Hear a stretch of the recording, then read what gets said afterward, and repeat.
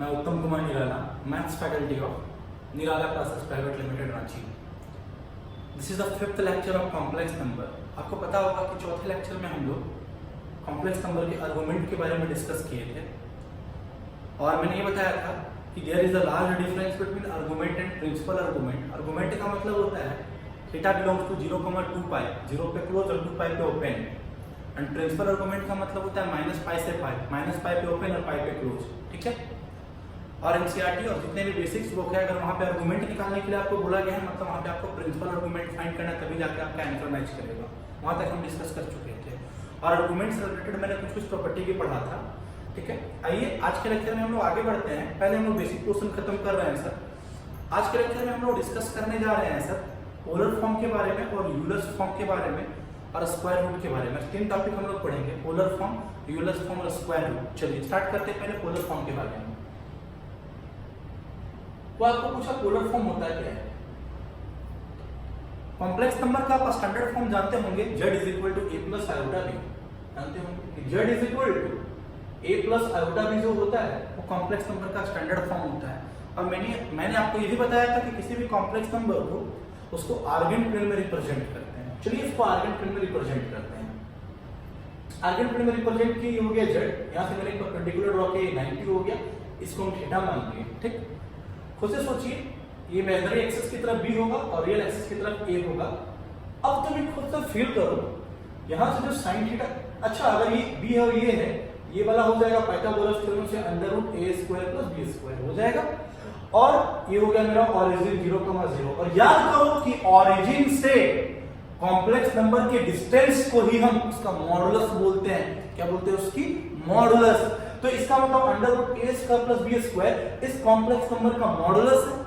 That means z का जो mod है वो है √a² प्लस कितना? b²।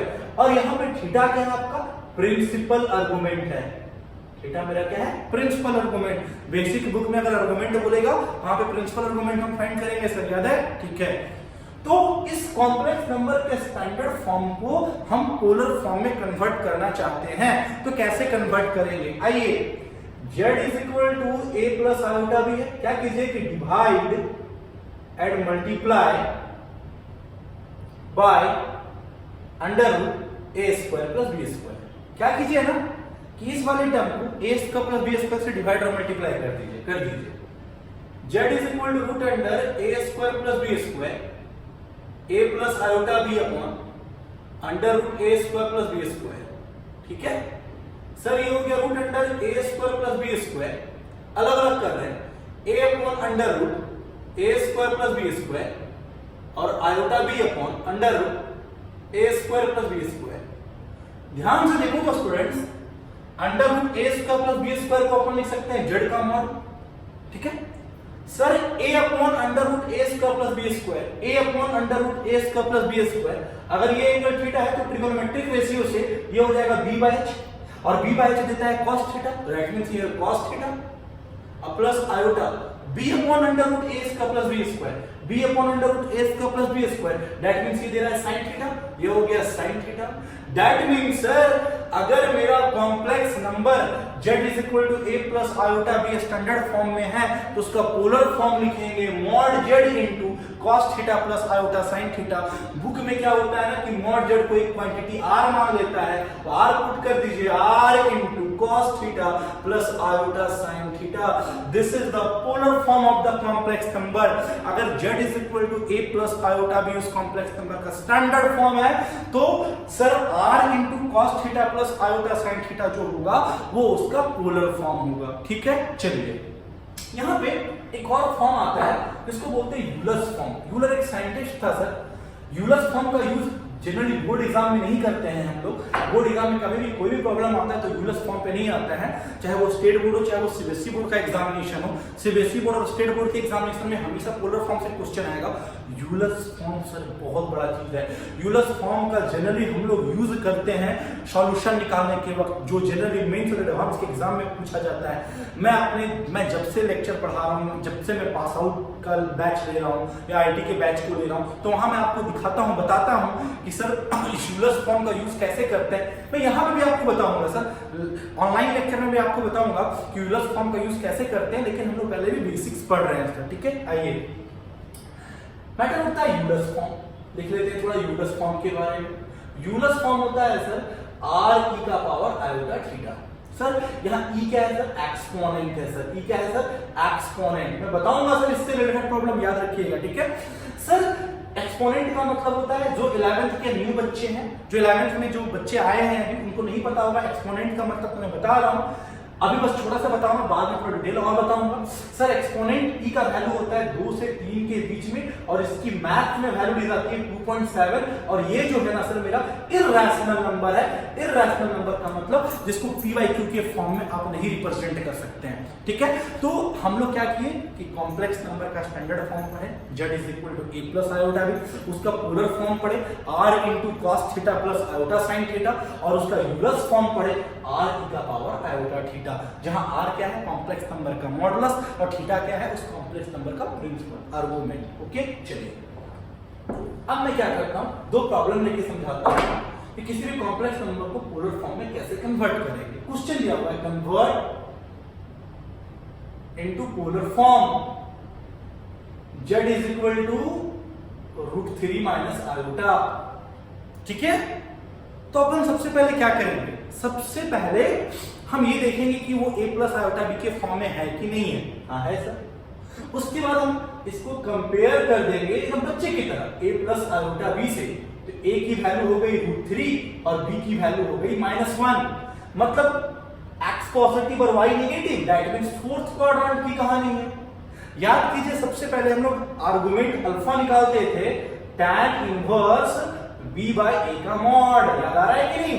तो tan इनवर्स b की वैल्यू -1 और a की वैल्यू हो गई √3, तो सर मॉड नेगेटिव को कर दिया पॉजिटिव, तो ये हो गया tan इनवर्स 1/3, और tan इनवर्स 1/3 की वैल्यू होती है सर 30 डिग्री, दैट मींस π/6। ये तो अल्फा है सर, हमको थीटा चाहिए, प्रिंसिपल आर्गुमेंट चाहिए sir. Theta stand for principal argument. In the fourth quadrant principal argument क्या बताया कि -θ, smallest angle from the positive x axis to the complex number, that is called principal argument -θ। तो sir that means -α, तो that means -π/6 हो गया sir. तो sir मेरे को प्रिंसिपल आर्गुमेंट निकल गया -π/6।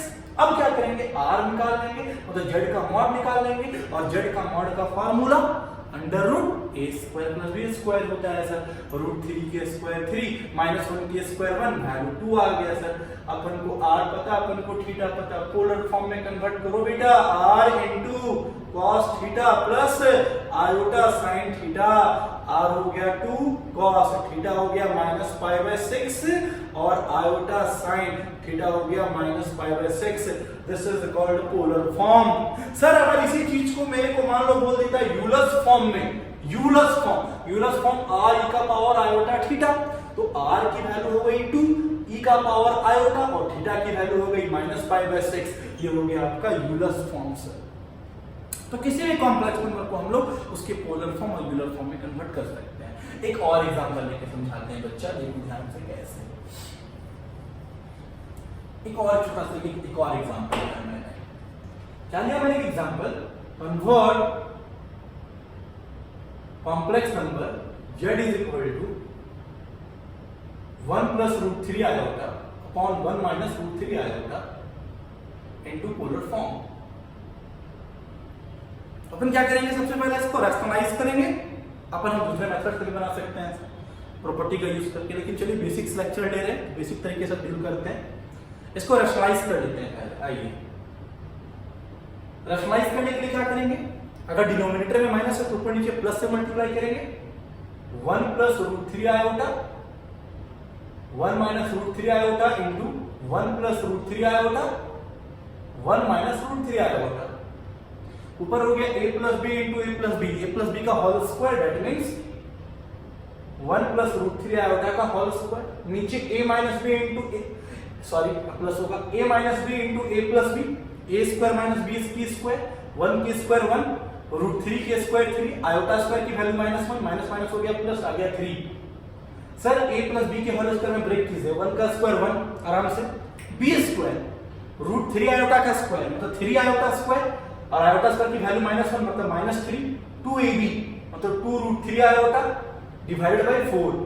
सॉल्व करो सर, ये हो गया minus 2 plus 2 root 3 iota upon 4। Sir 2 common नहीं काट दो सर, कितना हो गया माइनस 1/2 और plus root 3 iota by 2। This is the standard form of the complex number z is equal to a plus iota b। Sir मेरे को polar form में कन्वर्ट करना है, तो पहले मैं a की वैल्यू चेक करूंगी, a की वैल्यू है माइनस 1/2 और b की वैल्यू है रूट 3/2। दैट मींस रियल वाला नेगेटिव और इमेजिनरी वाला पॉजिटिव, मतलब नेगेटिव पॉजिटिव सेकंड क्वाड्रेंट होगा सर। चलिए पहले मैं निकाल लूंगा alpha, amplitude argument tan inverse b बाय a का मॉड रूट 3/2 बटा माइनस 1/2 का मॉड, 2 कट गया, ये आ गया tan इनवर्स माइनस रूट 3 का मॉड, मॉड नेगेटिव को कर देगा positive, that means tan inverse root 3। और tan का कौन सा angle root 3? 60 degree sir, 60 degree का मतलब π/3, ये तो अल्फा है सर। प्रिंसिपल आर्गुमेंट चाहिए सर, याद करो सेकंड क्वाड्रेंट में मेरा प्रिंसिपल आर्गुमेंट होता है, लिखवाया भी था मैंने, प्रूफ भी किया था, pi minus theta, that means pi minus π/3, that means 2π/3। Sir मेरे को प्रिंसिपल आर्गुमेंट यहाँ थीटा पता चल गया सर, यही प्रिंसिपल आर्गुमेंट है जो मेरा। अब चाहिए मेरे को z का मॉड, z का मॉड का formula under root a square plus b square minus 1/2 के स्क्वायर 1/4 रूट 3/2 का स्क्वायर 3/4, दैट मींस 1/4 प्लस 3/4 1 आ गया, उसकी रूट भी 1 होगी। यही z का मॉड मेरा r कहलाएगा। अपन को r पता है, प्रिंसिपल आर्गुमेंट थीटा पता है, बोलो बच्चा मेरे polar form is equal to r into मतलब 1 into cos theta cos 2π/3 plus iota sin theta iota sin 2π/3। यही मेरा सर उस कॉम्प्लेक्स नंबर का पोलर फॉर्म होगा सर। तो किसी भी कॉम्प्लेक्स नंबर को हम लोग उसके पोलर फॉर्म में कन्वर्ट कर लेंगे सर। अगर यही इसका यूलर्स फॉर्म पूछता तो r e का पावर आयोटा थीटा मतलब 1 इनटू e का पावर आयोटा 2π/3 उसका यूलर्स फॉर्म हो जाता है सर। अगर यूलर्स फॉर्म से, सुनो मेरी बात, अगर तुमको ना कहीं पे देखो एक बहुत अच्छा चीज अभी सिखाते हैं तुमको कि यूलर्स फॉर्म से अगर तुमको स्टैंडर्ड फॉर्म में जाने के लिए बोलता है ना तो बच्चा कंफ्यूज कर जाता है, ये क्या है सर। सर अगर तो तुमको बोला कुछ इस तरह से 2e का पावर आयोटा π/6 सपोज दैट ऐसा कुछ, ठीक है सर, बोलता है कि sir convert into standard form. बच्चा पहले ना जब यूलर्स फॉर्म के बारे में बेटा तुम जानोगे ही नहीं तो तुम सोचोगे है क्या ये, तो ये क्या है r, ये है थीटा। तो पहले क्या करना कि यूलर्स फॉर्म से पोलर फॉर्म में कन्वर्ट करना और पोलर फॉर्म से तुम स्टैंडर्ड फॉर्म में कन्वर्ट करना। तो यूलर्स फॉर्म से अगर पोलर फॉर्म में जाएंगे तो r e का power iota theta polar form में r into 2 into cos theta cos π/6 plus iota sin π/6। Sir cos π/6 की वैल्यू रूट 3/2 और sin π/6 की वैल्यू 1/2, ये आ गया पोलर फॉर्म। अब पोलर फॉर्म से चलो स्टैंडर्ड फॉर्म में। सर ये था पोलर फॉर्म, अब ये स्टैंडर्ड फॉर्म में कन्वर्ट हो रहा है। सर एलसीएम हो गया 2, ये हो गया रूट 3 प्लस आयोटा 2 कट गया और रूट 3 प्लस आयोटा। इस यूलर्स फॉर्म से देख लो हम लोग स्टैंडर्ड फॉर्म में पहुंच गए सर। तो इस तरह से सर हम लोग उल्टा भी जा सकते हैं। चलिए आगे बढ़ते हैं सर। अगला लेक्चर, अगला जो टॉपिक होगा वो होगा आपका स्क्वायर रूट, बहुत इंपॉर्टेंट। मैं जब से पढ़ा रहा हूँ, मुझे जितना भी पढ़ाने का एक्सपीरियंस है सर, मैं एक चीज नोटिस कर रहा हूँ कि स्क्वायर रूट से प्रॉब्लम्स नहीं आते हैं मेंस के एग्जाम में, कभी नहीं आते हैं। है कि सर बहुत लंबा चौड़ा निकालना पड़ता है, वो बोर्ड का ही प्रॉब्लम है बोर्ड में, लेकिन ये 4 या 6 मार्क्स में आता है। हाँ स्क्वायर रूट की बात का जो अगला टॉपिक होता है ना cube root of unity, sir उससे तो ईच एंड एवरी ईयर मैंने क्वेश्चन देखा है, ठीक है, ईच एंड एवरी ईयर मैंने क्वेश्चन देखा है किसी भी कंपटीशन एग्जामिनेशन में, चाहे वो एडवांस में हो, चाहे वो मेन में हो, चाहे वो एनडीए के पेपर में हो, लेकिन रहता जरूर है सर। तो ये अभी मेरा बोर्ड का सिलेबस है, जो टॉपिक है वो है स्क्वायर। बहुत जरूर बताऊंगा सर, समझो किसी भी कॉम्प्लेक्स नंबर का आप स्क्वायर रूट कैसे निकालते हैं सर। जैसे आपको पूछा कि स्क्वायर रूट ऑफ 4 तो only 2, square root of 4 not plus minus 2। Students ये गलत है, square root of 4 is only 2, square root of 9 is only 3, square root of 16 is only 4। Okay चलिए तो मैटर ये होता है सर कि हम किसी कॉम्प्लेक्स नंबर का स्क्वायर रूट कैसे निकालेंगे। जैसे किसी ने पूछा स्क्वायर रूट ऑफ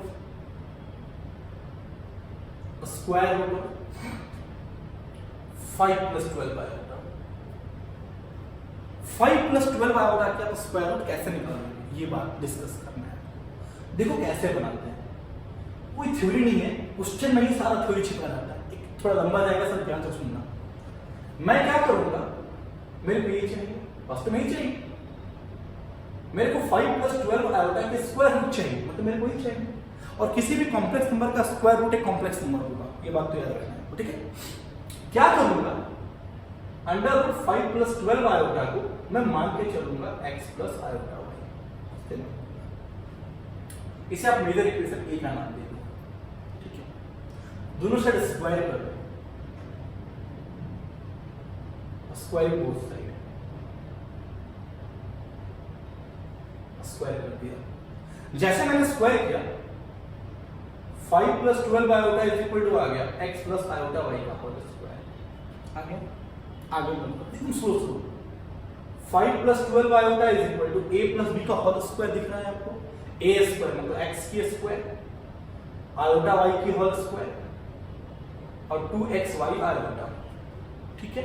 आ जाओ, this one is 5 + 12 iota x square, iota square की वैल्यू -1 -y स्क्वायर और +2xy आयोटा। ये कॉम्प्लेक्स नंबर है, ये भी एक कॉम्प्लेक्स नंबर है।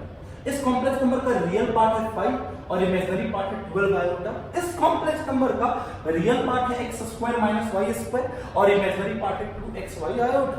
तो अगर एक कॉम्प्लेक्स नंबर दूसरे कॉम्प्लेक्स नंबर के इक्वल है तो दैट मींस रियल पार्ट के इक्वल होगा और इमेजिनरी पार्ट के इक्वल होगा। तो that means x² - y square 5 और 2xy 12। आयोटा की कोएफिशिएंट 2xy, आयोटा की कोएफिशिएंट 12, दो इक्वेशन मिल गया। मेरे पास दो इक्वेशन है और अननोन दो है, कौन, x और y। दो इक्वेशन दो अननोन को सॉल्व हम आराम से कर सकते हैं, लेकिन उसके लिए मैं क्या करता हूं, एक और इक्वेशन खुद से फॉर्म करता हूं। आपको पता होगा ना सर, a² + b² को ध्यान से देखना, आप लिख सकते हैं a + b का होल स्क्वायर, ध्यान से देख लो, -2ab आप लिख सकते हैं, देख लो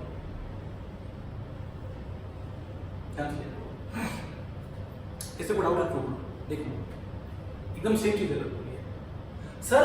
और कुछ सोचो, ठीक है, a² + b², अच्छा a + b के होल स्क्वायर को तुम क्या लिख सकते हो, ये बताओ। a + b के होल स्क्वायर को तुम लिख सकते हो सर a - b का होल स्क्वायर और +4ab, ये भी लिख सकते हो, देखो सर a + b का होल स्क्वायर a - b का होल स्क्वायर +4ab, क्या कि a² + b² -2ab +4ab, तो +4ab और -2ab +3ab। इसी पैटर्न पे इसको हम सेट कर सकते हैं। देखो अब इसको हटा रहे हैं हम, इसको एक फॉर्मूला हम खुद से बना सकते हैं कि x² + y² का होल स्क्वायर x² - y² का होल स्क्वायर +4x² y²।